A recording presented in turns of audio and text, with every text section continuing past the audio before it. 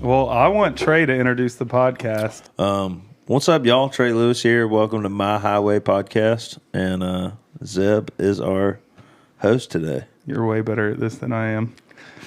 Well, for real, though, thank you guys for coming and sitting down today, or letting me come and sit down here. I think that we've gotten to work together quite a bit here recently, and I think all of that news will come out, so we can't really go too in depth, but I know we can tell everyone that we're working on a project together, and Trey has signed a record deal at River House.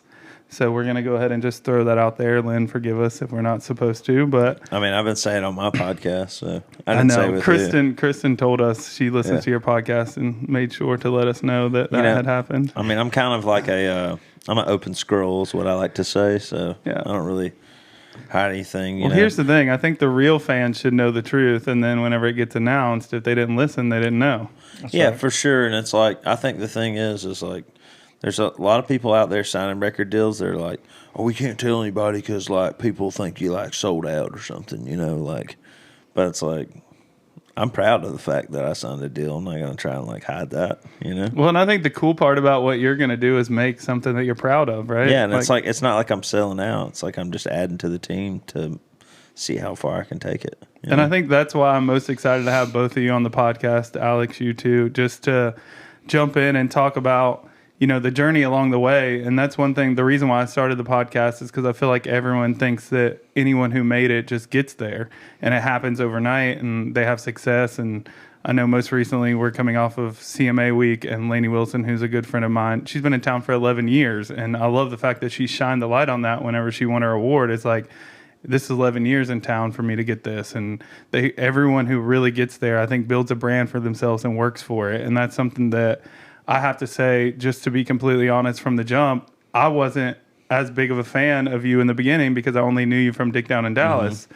And when it first got brought to my attention, I was like, well, I mean, yeah, that song's cool, but what else is there? And Lynn has been the believer in you from the beginning. Well, I think there's more. I saw a show. Let's talk about it. And so for a long time, we've been strategizing of how can we work with you and how can we take this to the next level. And over the last few weeks, being able to jump in and really listen to songs and hear your thoughts and what you want to build, I was like, we have to have this conversation and talk about it, because I think people really need to know where you came from and what you've done and where you want to go beyond the success that you've already had. And the fact that we're sitting in your podcast studio right now that you've built on your own, you're still building fans every day. They're still learning who you are and what you're doing. Yeah, I mean, I think it's just this podcast that, we've been doing in this room, Dia Monday is the way I look at it is we might not have even 1,000 Instagram followers right now on Dia Monday, but I mean, there was a time where I didn't have 1,000 Instagram followers on Instagram, Facebook, or anything. I didn't even have 1,000 people that listen to my music. So it was just about I think back then and how it is now, it's just about believing in what you're doing, and as long as you're having fun and you can pay your bills, then just keep doing it, and I agree. It all works out.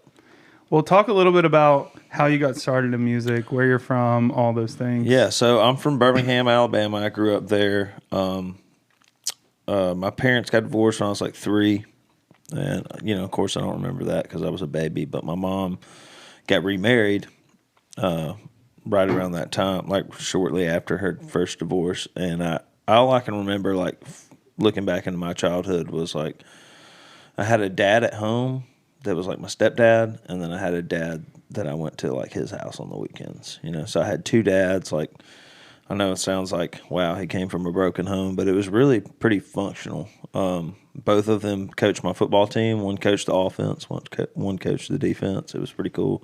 We won the championship in '95. I was pretty proud of that. Hell yeah. My best friend played right center, and I played right tackle. But anyways, I don't know why I'm getting into that. But later on, my best friend became my stepbrother. My mom went through another divorce and got remarried to a guy. And my best friend from my childhood became my stepbrother, and we're still brothers. But when I always loved music growing up. Like my mom had this, and still does, has this like big elaborate karaoke machine. Like back in the day, it was like the CDs where you flip through and you pick what song you want to play, and then you put it in. You know, the words come up on the screen. But now it's like a computer with a thumb drive, and she has to go down to the local bar by her lake house and get it like updated, you know. And the other day I was down at the lake, and she was showing me, she's like, look, I mean, Dick down in Dallas is on this thing, Trey. Let me show you. I'm going to sing it to you, you know. That's I'm just awesome. like, Mom, God. But, I mean, I grew up like singing like all that 90s, you know. I always say I was raised by women because I was. Even though my mom was married for most of the time of my childhood, there was a lot of times where, you know, she was divorced and it was just me, my mom, and my sister.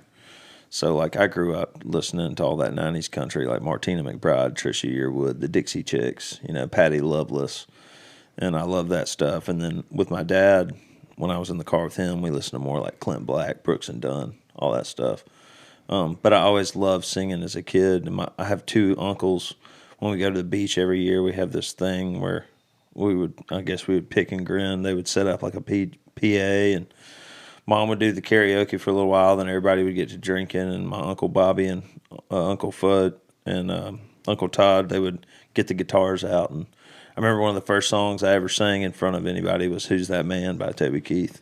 I don't know, I just always loved it. But when I was 13, that was when my mom went through divorce with my first stepdad, Seth, and I don't know, it really wasn't that big of, you know, like when I think about that now, I'm like, it wasn't that big of a deal, but to me it was profound because it was like we went from living in this huge house, like 5 bedrooms, we had a trampoline, I mean, I had dirt bikes, you know, we had a pool, everything you could ever want, to like having to move to this like small tiny house across town. I mean, I grew up in Vestavia, which is like in the city, so it's like nice part of town, you know, looking at it now, not that big of a deal. But to me, it was like I didn't have any friends, you know. I was just like riding my bike every day and just like getting off my bike and like crying and just not understanding what was going on. I was young. I feel like when you're 13, it's like when you need like a man and like in your shit, like beating your ass every day, or just like not beating your ass, but you know what I mean, like keeping you straight. Mm-hmm. And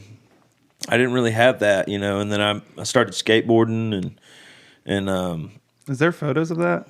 when you're 13, you're just not that cool, you know. I don't think I was cool until now, and the only reason why I'm cool is because I know people like you. Oh, come on.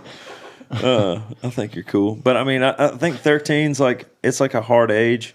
Awkward. Because it was awkward. I was like trying to figure out if I was like the skateboarding kid or like the preppy kid, because I played football, but I always had kind of like an identity thing. I couldn't really quite figure that out, or who I was. Like when you're 13 and 14, you start going to, in my high school and junior high, it's like everybody knows knows that they're probably gonna go to Auburn or Alabama. And then when they graduate, they're going to get a business degree, and then they're going to sell insurance for their friend's dad's company or their dad's company. Like, everybody had it figured out. Well, I always struggled in school, and that's not something that I really I really wanted to do. I always kind of liked hanging out with people that just kind of did what they wanted. And so all that stuff mixed together. I was like skateboarding, but I was like wearing Abercrombie and Fitch at the same time, and I wasn't really good at skateboarding. So, like, I'll never forget, like, I used to just do wheelies around the parking lot. They're called manuals, but I just called them wheelies. But I always had blood and stuff. Is that on a skateboard or on the shoes that had the wheels? On a skateboard, oh, okay. Yeah. Wheelies were, like, a little bit after me, you know? Okay, yeah. I'm going somewhere with this, I promise. Well, okay. when I was 13, I started smoking cigarettes when I was skateboarding because I thought it was cool, you know? And my sister was 2 years older than me, and my mom had gotten divorced. We're living in this house, and we're living in this house, and like my sisters, you know, kind of experiment with the same stuff. Well, I wake up one night and there's like police in our house, and her and my mom are like in this knockdown, you know, drag out fight. And so I was like, oh, that's it. And I knew my sister had been smoking pot, and I was like, I'm never doing drugs. Look at what that does to families, you know. But she was probably doing something way worse than just smoking pot, but just my naive mind at the time, you know, I was like, I'm never doing that.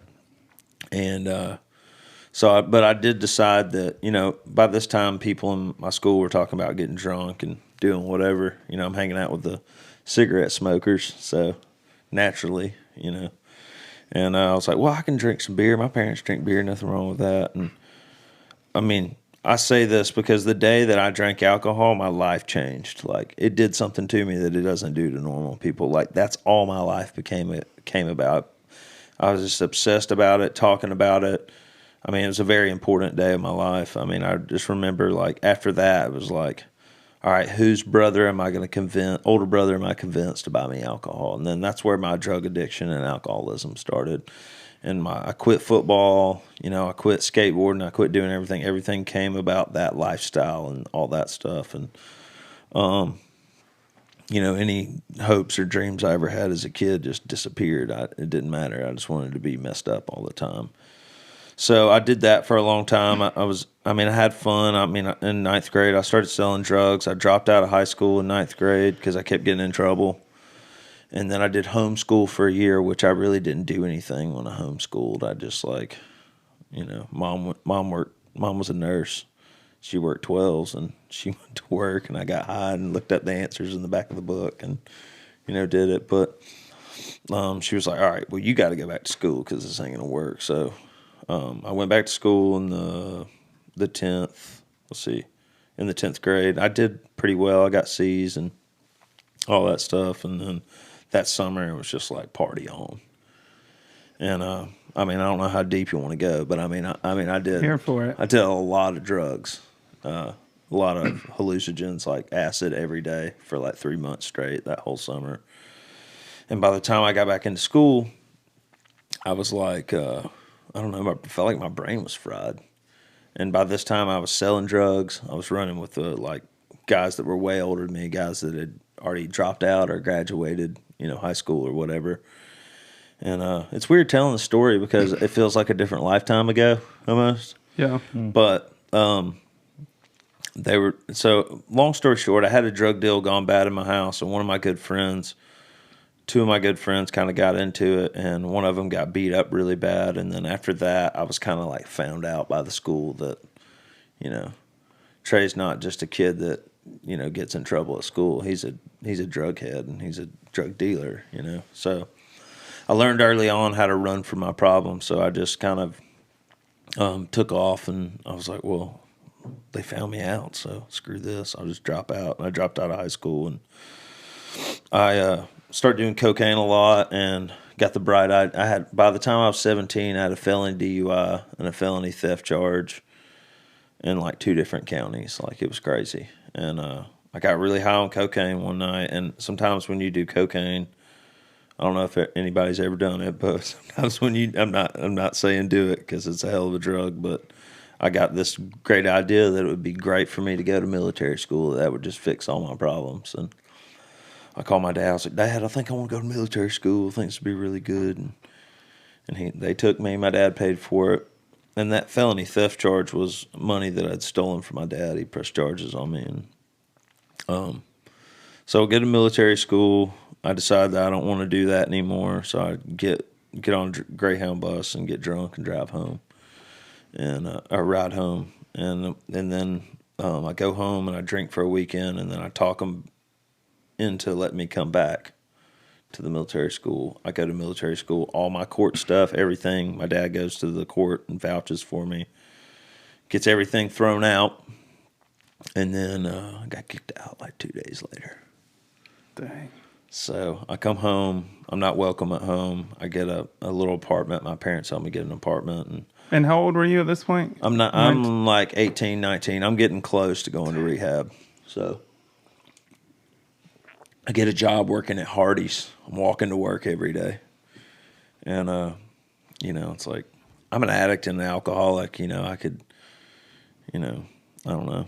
I could, I always find it everywhere I go, And I met some people at Hardee's, and then wasn't too long before I got evicted out of there. And then I moved to Tuscaloosa and did some jail time down there. And after I got out of jail, I went from having all this money and doing whatever I wanted to because I was selling drugs and doing all that stuff to not having anything. I mean, it got so bad. I was going to the plasma center every day and get blood sucked out of my arms just so I could get, $40, a handle of Heaven Hill, and, a pack of smokes. And eventually, I just got sick and tired of living that way. I was like, I got kicked out of that apartment, I think, and then, like, I would go sleep in my mom's car when she was at work, at UAB in Birmingham, the hospital, and I would sleep on this person's couch until they got sick of me, and then I'd go over here to this couch, and I was starting to wake up with the shakes and just, like, I was, like, throwing up blood and stuff, and one day I just finally called my mom. I was like, I'm sick and tired of living this way. Like, please just save me. And she picked me up, and I went to rehab, and I'll never forget, right before I went to rehab, that song, Jake Owen, Starting With Me, came out. Do you remember that one? Yeah. And I just remember, like, I would always get drunk and just, like, there was times where I would just, like, sit in my mom's driveway and listen to one song over and over and over and just sing it to the top of my lungs. And do you remember Van Zant? I think that's one of my mom's favorite Help bands. Somebody? Yes. Yeah, man, I used to listen to that. They have this song called, like, Jesus Help Me or something. But, like, sometimes when I think about it, it's like, man, I used to sing that song and over. Maybe God heard my prayers or something, through that song. And so I go to rehab, and I'm there for 2 weeks, and I get this nice little letter from my mom, and she's like, you can't come home until your court date or sentencing. But I remember sitting on the steps at rehab, and I called one of my friends at the time. We're not really friends anymore, but I called him, and I said, well, man, I'm at rehab. You proud of me? And he was like, I'm not proud of you until you actually do it. Wow. And that hit me hard. I mean, I needed to hear that, but I was like, I'm about to prove it to this motherfucker, And but I remember sitting there and being like, man, if I was sitting on the detox porch, just like the worst feeling in the world. There was this one time. I'll quit talking about drugs after this, but there was this one time where when I went to jail, and when you're in jail, you get a phone call. You get one phone call. And it was my turn to call, and I just wanted to call somebody in my life that could tell me, that I did something right or that I did something good or, whatever. And I'm kind of getting emotional right now talking about it, but I'll just never forget that feeling in the pit of my stomach that there was nobody to call because I screwed everybody over that was closest to me. And that's what drug addiction did to me. And just that terrible feeling. Anyways, past that, I'm in rehab, and I get this letter. Mom says you can't come home until your court date or sentencing. And I was like, well, I guess I'm going to go to this thing called Teen Challenge. But I read the pamphlet, and they said you can't smoke and you can't cuss. And I was like, well, fuck, I'll get kicked out of that place in a week or two. That ain't going to happen. And up to this point in my life, I was raised in the church. We were there a pretty good bit when I was a kid, but I never really saw the necessity to have a relationship with God. And I remember one day we were in the groups. When you're in rehab, you sit in these groups, and there's like a counselor down here and then one right here, and they're like taking notes. But these people, the other people that are in there with you, tell these stories, and you're like, damn, that's me. And one day, this guy started talking about his relationship with his dad. My relationship was kind of screwed up because I'd stole money and stuff, but it was like he told my story. And I just cried for the first time in forever. Not like a cry like, get me out of trouble, I'll never do it again, get my parents off my back. Like, I just cried like I felt it. Like snot and boogers flying everywhere. It was just, it was awful. And, but we circled up to pray after that. And when I got done, one of the guys came up to me and said, why don't you say any of the prayers? Because they say like the Serenity Prayer and the Lord's Prayer. I was like, well, I just don't know them, And then that's where I learned how to pray in rehab, and I remember freaking out, not knowing where I was going. I had 2 days left. I was like, I can't go to this teen challenge. What do I need to do? I went in my room and prayed. I was like, God, I don't know if you're real, but if you're up there, like, I need some help. I don't know what I'm going to do here. Because everybody else was doing it. So I just was gonna try it, And I got off my knees, and then my counselor was like at my door. I was like, what? And he was like, I need you to come into my office and talk to this guy. And his name's Robbie Keeble. He owns this. He owned a sober living in Birmingham, and I still talk to him. He's been sober a long time, but that guy saved my life. He picked me up and he took me to the halfway house, sober living, and I lived there for 6 months, and I did the whole thing. I went to AA and, got a sponsor and still go to AA, and, now I sponsor other people. But when I made amends to my father,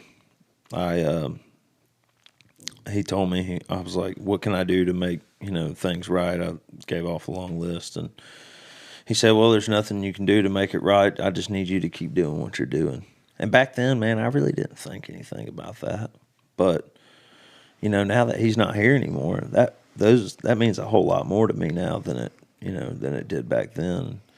I mean, I'll never forget when my dad passed away. Like, I was playing Mexican restaurants, and when I was 9 months sober, I bought a guitar, and that's when I moved. My dad asked me to move in with him, and I did. And I don't know. I used to come home with all these bright ideas, and he'd be like, "Yeah, whatever, man, that's great." But when I came home with the guitar, he was like, "Yeah, we'll see if you actually learn how to play it." And then by like third day, I was in there on guitar tabs picking up Wonderwall, and he was like, "Man, this is awesome," And my dad used to always tell me, he was like, "I don't care what you do, you just always got to stick with music because I know it's going to work out for you," And when I was 26, I had 7 years sober, June 11th, 2007. That's my sobriety date. I picked up my 7-year chip. I played at this Mexican restaurant called Pablo's. My dad got me my first gig. It was at this place called Kelly's down in Lakeview in Birmingham. And I played there every Friday and Saturday for 3 years, unless there was like a football game. I mean, I hardly ever took time off. I mean, there was no monitor. It was just 2 speakers and a whole bunch of covers, But anyways, I played this Mexican restaurant. He was there. He was always like, "Here, I want to hold the guitar so somebody thinks I'm important," And I had just picked up my 7-year chip, and I was about to leave and go to the beach with my family. And I gave my stepdad, I gave my dad, I gave him a hug, and I said, "Hey, man, there's something I want to give you." And I reached down in my car, and it was my 7-year coin. And I said, "Just want to give this to you, tell you how much I love you." And I really have enjoyed becoming best friends, because when I got sober, we weren't that cool. And then the next 7 years, we were just like best friends, talked on the phone every day, emailed each other, whatever. Then I went to the beach with my family, and then I was driving back from the beach after that week, and I got the call. And he had a heart attack in the gym working out, and it killed him. But it's like, I'm sitting here telling you this story. It sounds like a damn movie.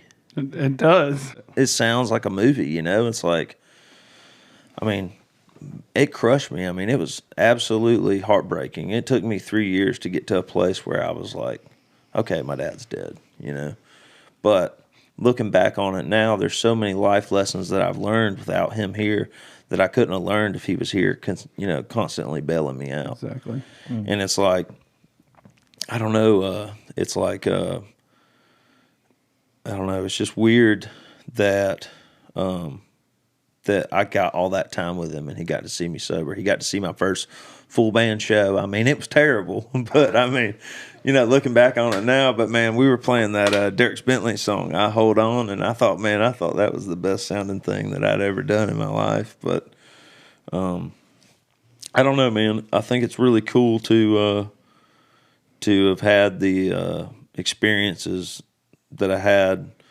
with my dad, and be able to see it through to the other side now, Well, and I think a lot of that story, which I didn't know all of that, so thank you for going into all of that. But I think a lot of that shows why you have the drive you have, right? And it's like a lot of people wouldn't have held on as long as you did to get where you are. And like knowing that you went through all that before you even picked up a guitar is crazy to me. I mean, I shouldn't be here, really. You shouldn't, or in this spot. You know what I mean? Like, how many people have been through what you've been through and never came out of it, or they're still living with their family, trying to stay sober and fighting that every day.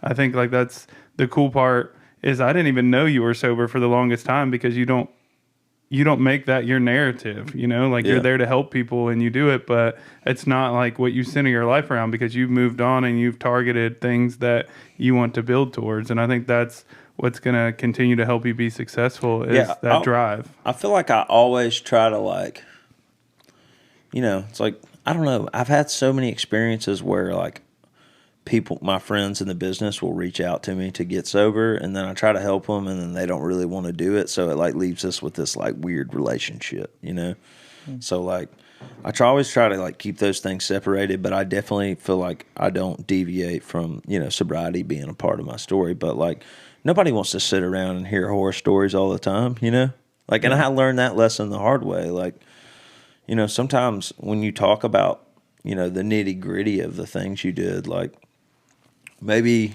you and Alex are sitting around having a, drinking story sesh, and then I tell one of mine, y'all are like, yeah, that's fucking weird. We never did no shit like that.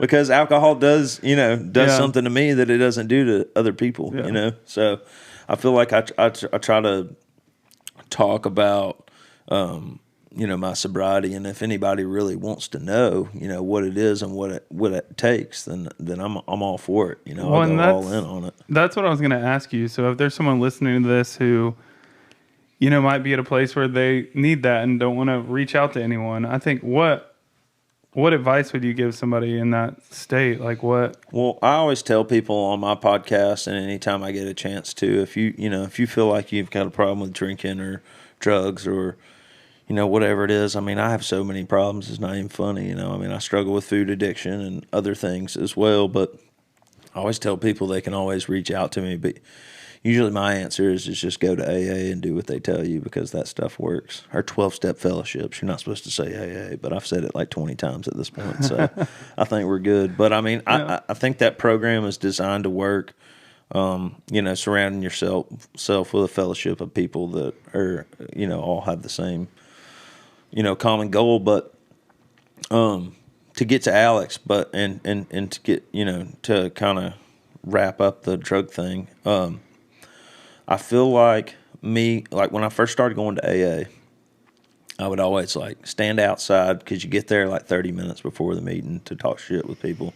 I would always stand out there with my cell phone up to my ear, or just have it in my hand, because I was so nervous and so scared. Like, I remember when I was a kid going to like the talent show at high school, and I would see people singing on stage, and I would be like, man, I could sing better than that guy. But I would never do that. I would never get on stage. I would never speak in public. I was never the person that I am now, because I was just living in fear all the time. But I remember when I first started going to AA, I would hold my phone in my hand, and when I would see somebody walking my way, like I know they were coming to talk to me, I'd put my phone up to my ear and walk away like I had something going on, but really I was just talking to a lock screen or whatever, And then I started going to the meetings and I would sit in the very back, and I would leave before, it was over. But then I just kept going. I kept showing up. And I started doing the work, which is the steps, And once I started doing that and started experiencing some of the things that they were talking about, and once I worked, the fourth and fifth step, I was like, wow, I feel like I've earned my seat in here. And then there was a couple people that I didn't like because I thought they were too goody two-shoes, And I was like, you know what, screw it. I'm just going to hang out with this guy. I'm going to do it for a month, and if I don't like him, I'll punch him in the face. But, whatever. We'll just see what happens. And that dude, his name's Adam Owens, and he listens to our podcast today, and he's one of my best friends. I can call him anytime in the world, anytime, any place. But it just, I feel like that part of that prepared me for when I came to Nashville. When I moved to Nashville, man, I just went through a divorce. I remember I walked into the local, and Russell Sutton was on stage, and this was 4 years ago, because it just came up on Snapchat memories. Russell Sutton was playing My Boy, and I'd never heard that song. I didn't even know who Elvis Shane was. I mean, it wasn't even on the radio. But, I just went through a divorce. I had a stepson when I was married. And, I raised him like he was my own. And I don't know, that song just hit me and screwed me up. I was like, damn, this is real. I've really done this. I've really finally done what I've always dreamed of doing, and moved to Nashville, But I got a mattress on the floor and a Rubbermaid underwear drawer, for a side table and for clothes. And that's all I got, in a car. you know? Well, and I think like the common denominator about all of these podcasts that we do is everyone has had that moment. Like even me, when I moved here, I quit a job. I moved here. I took a job at Comcast, which was the worst job I ever had. Sorry, Comcast. I still have your cable, but you're not a good employer. Yeah. And you know, I was there, and all I wanted was to work in the business. I didn't know how to get there. I knew a few songwriters. I helped start this apparel company that was making a couple $100s a week. I was like living off of what I could, making friends with bartenders so I could go have a buzz and not go broke from it. And you know, I think the common denominator is the drive. And there's a few things I want to jump back to about AA, but before that, I want you to intro Alex. Yeah, we need to find his. I'm going to intro Alex, but all I wanted to say real quick was, you know, the awkwardness of me early on going to AA prepared me for when I first came to Nashville. Like, I would be in the bar and like I would have a conversation with somebody and then they would say something back to me and they'd just be like shlim because they were so drunk, you know. I'd be like, well, tonight's not my night, but I got the rest of my life to figure it out because I'm here, damn it, you know. But when I was 26 and after my dad died, I realized, you know, this playing at the Mexican restaurant and at Courtyard 280 just ain't gonna cut it anymore. I got to do something different. And I prayed. I got down on my knees and I prayed to God. I was like, "Show me what to do." And I was just sitting on the pot scrolling one morning, you know, and I kept seeing this band called Winston Ramble, and they were like playing festivals and like doing all this cool stuff. And I knew that they were a local band, so I called my buddy Joel Pryor and I was like, "Joel, who manages this band? Like, who's their guy?" And he sent me Alex's number, and I called Alex, and we met once a week for about a month straight. Yeah. And he's like, "Man, I don't really know much about country music, but I like you. Let's do this." And what year was that? 2016. Yeah, somewhere in there, 15, 16. So Alex, prior to meeting Trey, what did you do? What was your job every day? And I played music in college, and I booked all our gigs. He's from Mobile. For our band. Mobile, right? Yeah. Mm-hmm. Yeah. And after our lead guitar player went to law school, we were okay. You know, we played like frat gigs and bar gigs and stuff, but I did most of the booking and was the one that hooked up the PA every night and dealt with kind of all the stuff that nobody wanted to do in the band. And after we finished playing and we were kind of done, I asked everybody if I could keep the PA since I was the one that set it up all the time. And my first job out of college was at Guitar Center in Mobile. And I met a couple of people there that were really knowledgeable about sound and worked side by side with them. And they like actually taught me how to use the equipment that I kind of knew how to hook up. And so I did that for a year and a half. And I had been playing open mic nights in college in Birmingham and running posters around town for Red Mountain Entertainment and a couple other folks, Zydeco. And so I knew a guy that booked the room at Zydeco, Lane Flournoy, and he was buying the bar, and he asked me if I would move back to Birmingham and work as his assistant full time. And so I kind of did the same thing as Trey, packed up and moved back to Birmingham and did the whole mattress and no furniture thing for 9 months. Yeah, you slept in your car for a little while, didn't you? I did at the end of college, yeah. But yeah, I kind of limped home after college, and but moving back to Birmingham, I worked for Lane for 2 years, and he was like really tough to work for. He was, very hard on me, and like didn't give me any room to mess up, and so anytime I made a mistake, it was very bad. You for were me. crying in his office. Just say it. Yeah, he was tough. He was a tough guy to work for, and he softened up. But he was very like nobody else could treat me the way that he treated me. Like if a tour manager came in and they were giving me shit about something, he'd be like, "No, if you have a problem, you come talk to me. You don't talk to him like that." He was that kind of way. So, and he still is that way. He's very he like taught me a lot about loyalty and just like how to treat people and how to get the best out of people, and he was really good at that stuff. But at the end of my 2 years working for him, I was like, Lane, I've gone as far as I can working for you, and I need to do something else. And he was like, well, why don't you do production work? You know, nobody in town is really like doing good production work. We need somebody to step in. And like, he was booking national acts at frat houses. And so like my first couple of gigs after I bought a PA, I had a little bit of money saved up. So I bought a PA system and some lights, and it was only really enough sound to do like 500 people. It really wasn't anything to write home about, but you know, I knew how to use it, and I could go out and like be somebody dependable for him to call. And so I started a production company, and I was going out and doing weddings and little gigs here and there for $500. And I was also working at a middle agency that booked bands for weddings. And at the time, I thought it was a great job, and I got in there and started working and booking these little gigs for people. And you know, I hated it. It was, you know, working in the wedding world is awful. It's such a special day for the people that are there, but for the people that are like behind the scenes, it's like, I mean, it's awful. It's just. When I met Alex, I thought he was so cool because he was running sound for like John Langston and Cole Taylor and Jordan Rager.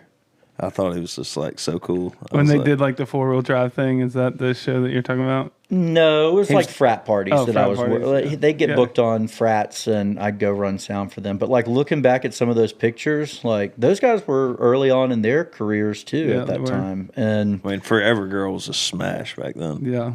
Well, and those guys were a lot of the guys who talked me into moving to town when I was living in Georgia. Yeah. So like Cole Taylor and Lacey met down there at the gin, and I would always go to the gin, and JD was running the gin at the time. And so I got to meet everyone coming through there. And yeah, that's funny that they're all like, it's like the same circle. And they were such nice guys to work with too. Yeah. Like back then, I've got some great stories about those early days and those guys coming in. And I used to run sound at Bourbon Street Bar. Did you ever go down there in Auburn? I did, yeah. That was a great spot, and Lane booked the shows down there. And Lane would bring me in as a co-promoter on some shows, and there were a couple of really good ones back in the day that we did. But yeah, so I was working at a middle agency. Had started a production company. I was really on my own doing all of that, and there was a band that I had run sound for a couple of times that I really enjoyed working with, and they asked me to manage them, and I was like, well, I don't really know what that entails, but you know, I knew how to run sound, and I could book them gigs, and thought that it would be a fun thing to try to do. And you know, I straightened up their social media for them, and you know, was trying to help them get booked, and just doing a lot of cold calling and outreach stuff. And you know, a big thing that like early on, I like read a lot of books about management, and one of the things that I really gravitated towards was trying to help artists accomplish their goals, being like the main point of management. And I feel like that was super important, and I've carried that with me all of this way, and this journey is like, it's not about making money. It's not about, you know, like how big you can get or this or that. The other is literally like, what does the artist want to do? Like, what do they want to get out of their process? And I feel like that's really been a good guidance of what Trey has done, is we've always talked about goals, and he's really good about setting goals and keeping up with what he wants to do. And that's been kind of like the thing that's always stuck out, is like, all right, where's point B and how are we getting there? And I guess I didn't really know the AA story, Trey, until you just told it. And hearing you talk about going into the back of the room and leaving early until you felt comfortable enough to like be present. I feel like looking from an outsider looking into your career so far, I feel like that's a lot of what you did when you got to town. I would see you places and I knew your name, but I didn't really know anything about you. And then when everyone else thought the world was shutting down because of COVID, you got on TikTok and you were trying to figure out a way to make it work. And like, I think you're a great example, and I hope that people can take that away from this podcast, of someone who works their butt off, but also tries to pivot and figure out what, when it's not working, how to change things. Yeah. I mean, 2020 was supposed to be my best year for like, I mean, we had weddings, we had private gigs booked. I mean, we were going to be making some money, you know, and then it, you know, and then everything shut down. I mean, I made a living playing covers for what, 6-7 years. Yeah. I mean, we would, March of 2020, I bought a white van, and I mean, me and my drummer and Terry and my guitar player and whoever we had playing bass that weekend, thought that thing was like a damn Cadillac. It was just 4 of us. We took 2 seats out, 2 of us could sleep, and we would just go. And then COVID happens. It's like, man, I don't even know if I'm going to like give this thing back or something. I don't even know how I'm going to pay it off. And then, and then we were doing Facebook Lives and everything every night. I mean, me and Ella and everybody, and, ended up being a really good year, better than what it was going to be. But pretty crazy, man. Yeah.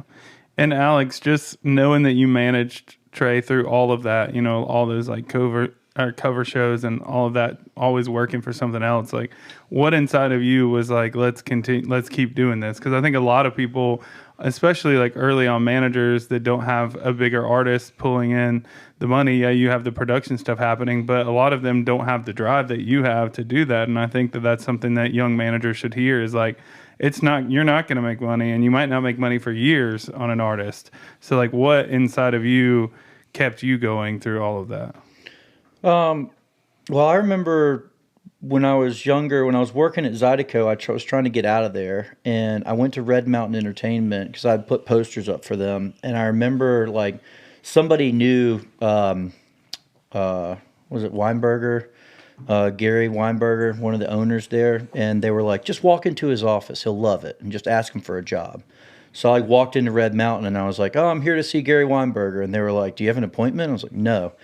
And they were like, okay, we'll let him know that you're here. And they were like, hey, this guy, Alex Cape's here to see you. And he was like, I don't know what the fuck that is.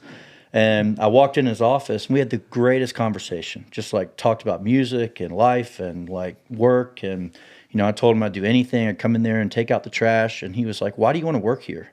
And I was like, well, at Zydeco, I do 15 different things. I want to do one thing really well. And he was like, well, this is a small company. We all do 15 things here. This isn't the place for you, but thanks for coming in.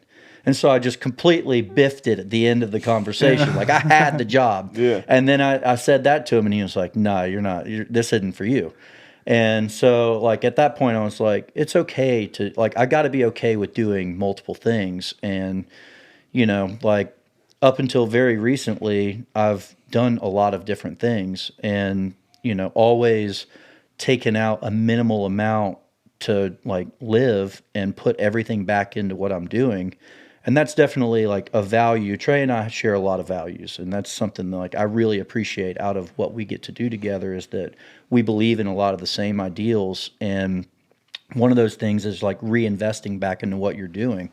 And it's so important to live as minimally as you can and not be afraid to do multiple things and wear multiple hats and dive into multiple things, Yeah, and there's so many things that, like, Alex did back then that was like, all right, I'm with the right person. Like I remember the first, well, not the first music video we did, but the second one.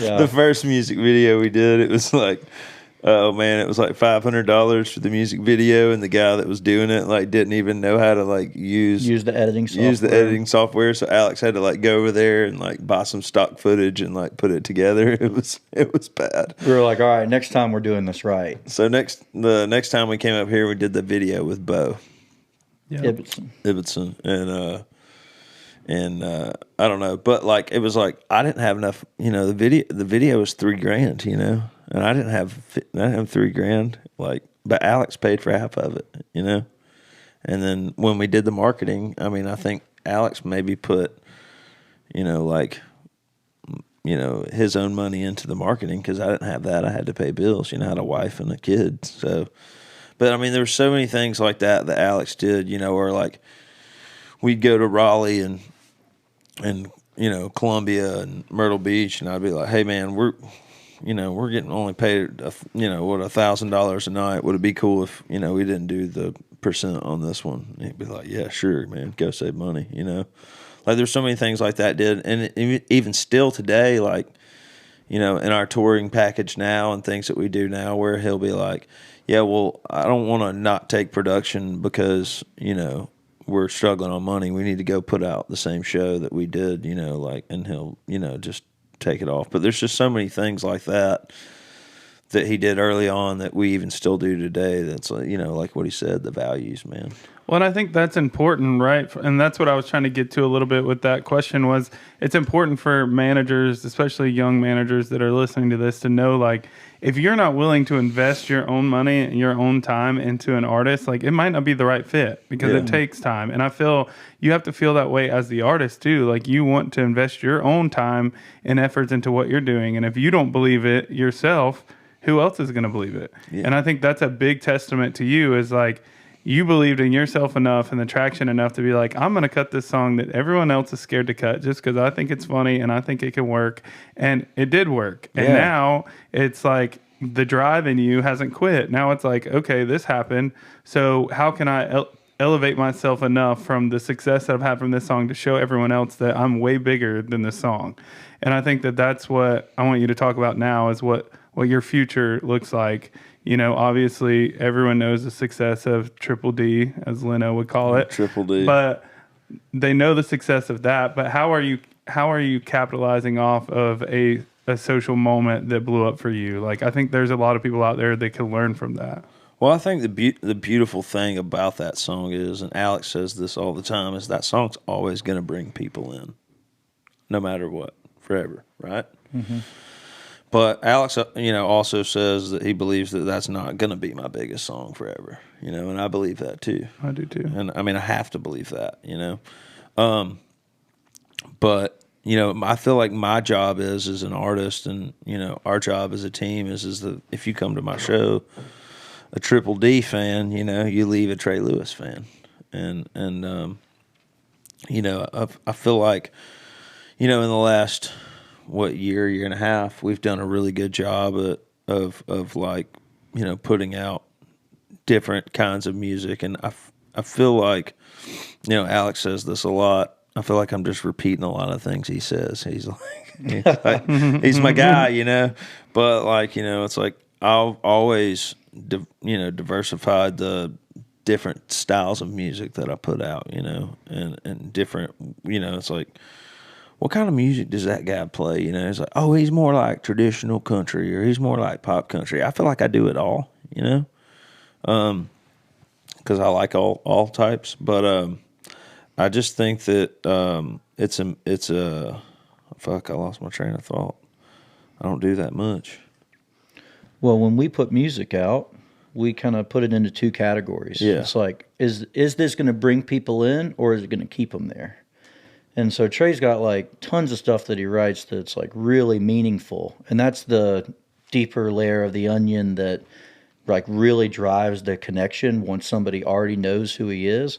But is it going to go viral on social media? Probably not, but it has a lot of value because it really connects people that already have an awareness of who he is. And then, you know, he puts out music that obviously, you know, has that propensity to go viral and brings a lot of people into the fold and, you know, creates a lot of awareness about them too. So when we look at like, hey, what's next? What are we going to do? It's like, well, are we going to does this song bring people in or does it keep them there? And that's kind of, and that's another thing. It's like, you know, it's like people that listen to my music and people that come to my shows and the people that follow me on social media know that I've put 13 songs out this year, you know.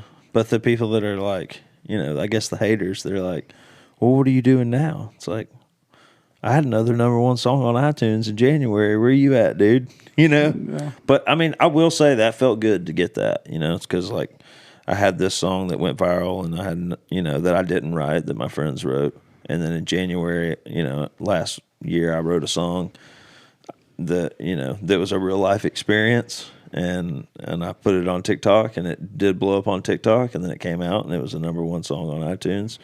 So, like, I'm no longer a one-hit wonder, you know? And so that feels good, you know? But yeah. It's like, that song is it's another song that people come to the shows, and they sing every single word to, you know? Yeah. And, I mean, the goal is to one day, you know, have a whole set where it's like, you know, everything's a sing-along. But, you know, I don't know. It's what, like, the other night we played a show in Greenville, and I played Whatever She Sees in Me, the song I wrote about my mom.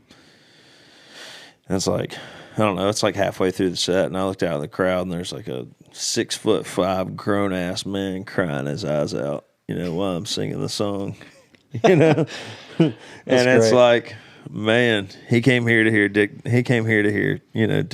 Triple D, and I got him crying thinking about his mama. That's the power of music right there. And then 2 songs later, I'm singing about how my ex came over, and he's sitting there going like this. So it's just like, it's cool, man, that, my life is like, I feel like I've lived so many different lives, and that I do have a story to tell, whether it's going to, tug on your heartstrings or make you laugh, or, whatever, make you a little offended on the inside, whatever, Yeah. I don't know. I feel like that's my job. Well, and another thing I think that is really cool about what you've done and what you've built is the loyalty that you've shown to not only Alex but your entire team. And that's something that I'd love for you to share a little bit about, like, your team and how long they've been with you, because I think that most of your team, I mean, even coming in to getting a bigger deal and being able to work with, I mean, at this point you could work with almost anyone you wanted in town. Like, you have that kind of hype, but you don't do that. And talk a little bit about that, because I think that really speaks a lot to your character. For sure. I'm a big loyalty guy. I don't know why. Well, I do know why I am that way. I just feel like, I don't know. I feel like with my past and everything that I went through, the people that were there for me, early on with the addiction stuff, or the people that, like my best friend Chris, he lives in Alabama, like, we can not talk for a month, and we can get on the phone, and he's like the only person I'll share like my deepest, darkest secrets with. But I just feel like it's important to be good to people that are good to you. And it's like Alex. People are like, "Who's your manager again?" I was like, "His name's Alex. You don't know him. Don't worry about it. Like, it's fine. But like, it's like I'll never forget Terry. Is my guitar player. He's been with me for like 11 years now. I've walked into an open mic night, and he had on like a fedora, and he had hair like right to right here. And I called him the next day. I said, "Hey, fedora." Yeah. Like he's a big Amos Lee guy. Like, That's right. He likes this kind of stuff. And I said, "Hey man, you want to be in my band?" He's like, "Yeah." And all I had was the CD that I came up here and recorded with my buddy Nolan, but I wasn't really like playing gigs like for real. I mean, I had the Mexican restaurant gig, and he said, "Yeah, I'll be in your band." And by being my band, we were playing at Moe's for $100 and free barbecue, and we were having rehearsals over at this guy's house that was playing drums for us, that only could play with us sometimes if he wasn't playing with his wedding band, And I mean, it was just rough, man. I mean, we weren't making any money. Terry had a family, he had a job, and had stuff to do, but he just stuck with me no matter what. And then we got on down the road a little bit, and then we were like, all right, we got to get rid of this drummer, because he ain't loyal, It's like, that's bull crap. You don't say, "Oh, well, this gig pays more, I'm going to play here," because there's a lot of that in especially in the local back home stuff, and there's a lot of people up here that are hired guns, and that's fine if that's what you want to do, but my band's like family, So we hired Matt, and when we hired Matt, our drummer, which he's, I don't know, I'm going to break the code. How long you been with us now? 7 years? Going on 8, yeah. Going on 8 years. Renaissance man. Yeah. So when Matt joined the band, I don't know, it's kind of crazy. So when my dad passed away, and then Terry joined the band, and his dad passed away, and then Matt joined the band, and then his dad passed away. But Wow. That's just kind of something that we all kind of have in common, right there, back to back. So a lot of, we always relate to one another really well from the get-go. But we fired Matt for a little while. He messed up a song on stage, and I was like, screw this guy. What song was it? Do you know? I think it was "Killing Time" by Clint Black or something. He was like, "I hate this song" or something, and I was like singing, and I was like flicking him off behind my back, like I didn't know him. By this time we'd been through like 6 or 7 drummers. We had this absolutely insane guy band leading for us. Remember that? Which one? The other guitar player that was playing for yeah. us. He was insane. He would like cuss at us mid-stage, like, "You're not playing your part right." Like ripped up the set list in front of McElwain. He did make us better and get us like playing on the click and stuff like that. But man, he was a lot to handle. But anyways, after Matt's dad passed away, I called him and talked to him. I was like, "Man, I just want you to come back, dude. I messed up or whatever." But he's been with us ever since. And I mean, dude, he's like the Swiss Army knife. He's over here running all the sound. When we're out on the road, he's like, if anything breaks, he's the first out of his bunk, no matter how hungover, to go fix it. If we have a flat tire or whatever, and he's the stage manager. He makes sure everything is set up and everything. So, and then Mitch Goshi, the bass player that plays with us, he was playing for Joe Fortner for a little while. But when Joe wasn't playing shows, he'd come play covers with us. So it's like he's been with us for a while, for like 4 years now. And so I mentioned earlier that first music video that we came up here and did with Bo. I met Randy McFadden because she was in the video, and I guess Riley Green did this thing for tornado victims down in Alabama where he like did Iron City for like 2 nights. And it was like me, Adam Hood, Dave. What is Dave's last name? Oh, I can't think of Dave's last name. But anyways, where we just did this show. Well, the night that song came out was the night that I opened for Riley. And I met Ben Miller that night. What song came out that night? Whiskey Miss Me. Oh, nice. nice. It's an old school song. That was the video that Randy was in. And Randy was selling merch for Riley, so it was like one of those full circle things, at the time. And it was cool that Riley asked me to open for him. It's not like I don't think you did it or like anything. He like requested. It was probably Lane, honestly. It was probably Lane. Probably, who knows?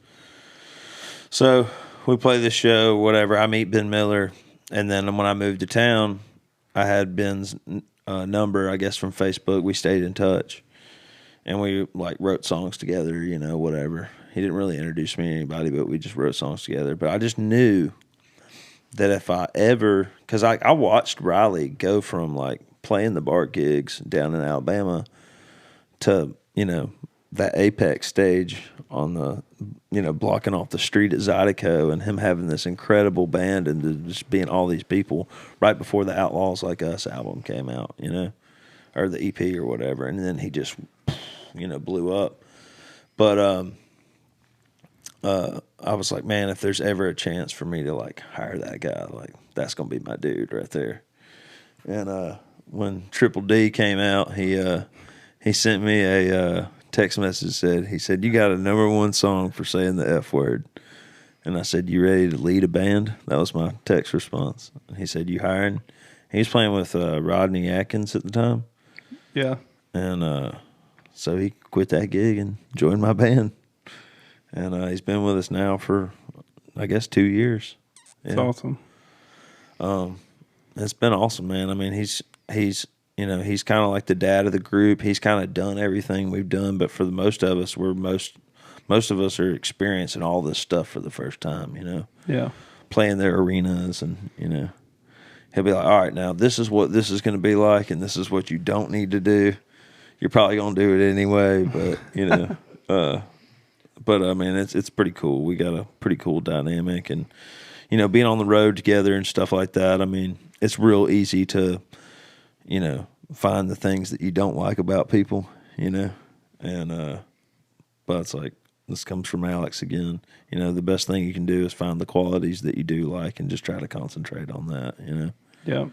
So. Well, I did want to ask you both a question, and that is, there's a lot of artists in this town that haven't had a break with Triple D or whatever their moment is, and they're still out playing shows. And I think the biggest thing that we hear often on the industry side is, well, I've been doing this. I just need a song to catch. I need to keep playing. I don't understand why I'm taking all these opening slots and shows that don't make sense. And I think that it would be a good time just to hear from you, like, why that's important. Like, looking back on the time that you spent playing countless shows that you didn't know were going to go anywhere, to now when you're working on new music and you have a hit on your hands and you're trying to create another hit and build off of the momentum that you have. Like, do you truly feel that playing all those shows ahead of time helped you out? Are there fans that have been fans since before that time? Yeah. Hell yeah, for sure. I mean, I remember when Lynn came to see us play in Charleston. Was that where it was? Yeah. Man, it was tough. Even then, with the song, popping off, the crowd was like sitting at the picnic tables, and like I was like, damn, Lynn's here. I'm not even gonna be able to impress her. But by the third song, I had everybody in that place in front of the stage, and they stayed there and they rocked out with us until the show was over. So regardless if it wasn't sold out or anything, I still knew how to get that crowd down there in front of me. Converting fans. Yeah, but I mean, if I didn't play those 4-hour cover shows with no breaks in betweens for 6-7 years, then I would have been like, oh God, just kill me now. Yeah. I wouldn't have known how to do that. And like my thing is like, if you're out there saying I just need a song to pop off, like, no, you don't. You just don't. Just keep doing it. Keep putting the songs out, because I put out a full length album and I don't know. Probably 20 more songs after that before a song ever blew up. But once that song like did what it did, there was a whole catalog for people to go listen to, and some of them did and some of them didn't. But my royalty check was real nice. Yeah. What if I would have just had one song blow up and not 30 other songs out there? Yeah. I think, and this is something Alex taught me, and I say it all the time, everything builds off the next. You just have to keep going. You have to keep learning. We put a song out one night and it didn't even come out. Remember that? Yeah, I'm glad you brought that up. Yeah. I'm just saying, like... I think everyone's had that moment, right? Yeah. You hear a lot of the first-time artists in town who are like, I put out a song on... I don't want to say a distribution company because they're going to hate me for it, but whatever that one is, right? That's $9 to do it, and sometimes it don't come out on everything, and that's a real thing that happens. We've definitely learned every release we've done. We've learned from it and taken things away from it and built on the next one using that learned information. It's definitely been a building process, but. On the gig side, like a dead end gig is only a dead end gig if that's the way you look at it.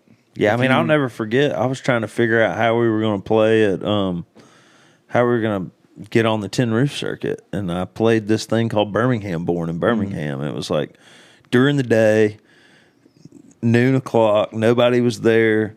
And I was like, for the last 30 minutes, I was like, screw it, I'm just going to play covers. I mean, I could have been on stage squeezing my nipples and nobody would have cared, So I just played it, and I got off stage, and this guy, Frank, came up to me. He's like, hey, man, I book all the Tin Roofs, man. I think your voice is awesome. And right at the same time, this guy named Busy, he was like one of the general managers at the bar, walked by, and he's like, yeah, he's got a band too, and they're awesome. And then next thing you know, we're playing at all the Tin Roofs, And I thought that gig was a dead-end gig, so it's only a dead-end gig if you say it is. Yeah. But driving these days, you don't have to drive 500 miles for $400 to gain fans. You can make content in your living room or, get content produced, and you can have a lot more visibility on the internet. And so, sometimes it is smart to, set your boundaries and have a balance of your calendar of how many shows you're playing. We used to categorize them as like discovery markets and secondary markets and primary markets. And it's like, where can you go play a show where you can make $1,000 at least? And that was a primary market for us back in the day. And I think the internet now with TikTok and all the, Facebook Reels and all that stuff, like Instagram Reels, it's such a beautiful tool for the independent artist. I think that everybody kind of looks at it like big picture, like, oh, I want to be like this artist that just completely went viral and their song's platinum now, or whatever. But you can just keep putting music on TikTok. You don't even have to have a viral moment, and you can gain fans, and you can you can engage with them, you can talk to them, you can end up going and play their house for $500. Yeah. You know what I mean? Like, there's so many things you can do. People will be streaming your music, and then you just, like I said, everything builds off the next. And I really feel like we should have Emma Golden in here because she's the content queen, but I'm not going to bring her over here. She's behind the camera. She's the one that tells all of our team that internally every day. But I think one thing I will give credit to you for, both of you actually, from being on the inside now looking at what's going on is,